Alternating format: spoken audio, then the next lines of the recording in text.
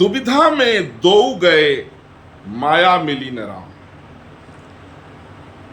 Bharatiya Janata party अगर बिहार में चुनाव जीतना चाहती है या देश के किसी राज्य में चुनाव जीतना चाहती है तो आज एक सन्यासी का, एक भिक्षुक का यह सुझाव मान लीजिए। देश में दो तरह के लोग हैं, एक गाय को माता मानते हैं और पहली रोटी गौ माँ को खिलाते हैं, सेवा करते हैं। दूसरा एक जिहादियों का गैंग है, धर्म विरोधियों का गैंग है, जो गाय को क्रूरतापूर्ण ढंग से हत्या करके और गोमांस खाता है। मैं माननीय प्रधानमंत्री नरेंद्र मोदी जी से कह रहा हूं, दोनों को खुश मत करिए। जो गौ हत्यारे हैं, जो गाय का मांस खाने वाले हैं, उनके ऊपर कानून का शिकंजा कसा जाना चाहिए। गोवंश को राष्ट्रीय धरोहर घोषित करिए, भारत को संवैधानिक रूप से हिंदू राष्ट्र बनाइए। अगर सक्षम नहीं है तो अपने घोषणा पत्र में रखिए, आप कहीं भी चुनाव जीत लेंगे। लेकिन अगर आप दोनों को खुश करना चाहेंगे कि गाय की पूजा करने वाला भी खुश रहा है और गाय की हत्या करके मांस खाने वाला भी खुश रहा है, तो फिर गड़बड़ हो जाएगा।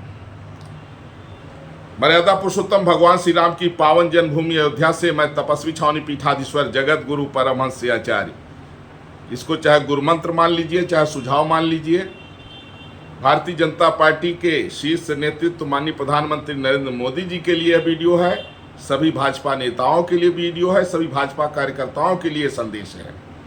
अच्छा लगे तो इस वीडियो को कम से कम 108 लोगों तक शेयर जरूर करिए, सब लोग शेयर करिए।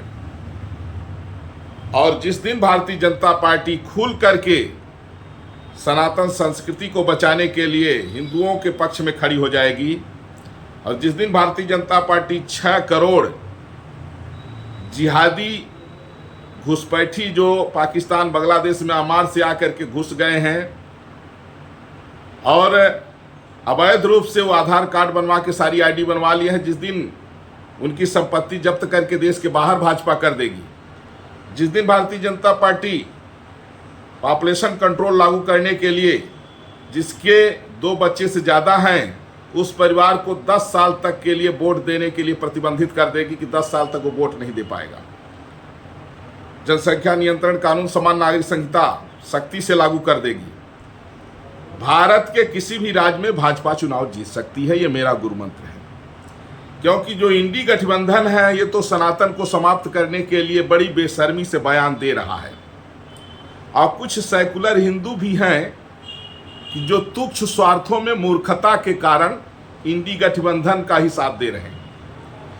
लेकिन भारत की ये भूमि है, ये सनातन की भूमि है, रामकृष्ण परशुराम की भूमि है, महारानी लक्ष्मीबाई की भूमि है।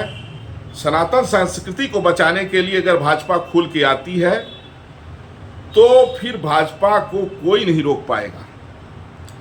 लेकिन एक तरफ चलना होगा। इस समय देश की स्थिति धर्म और अधर्म ऐसी हो गई जैसे धर्म और अधर्म की लड़ाई।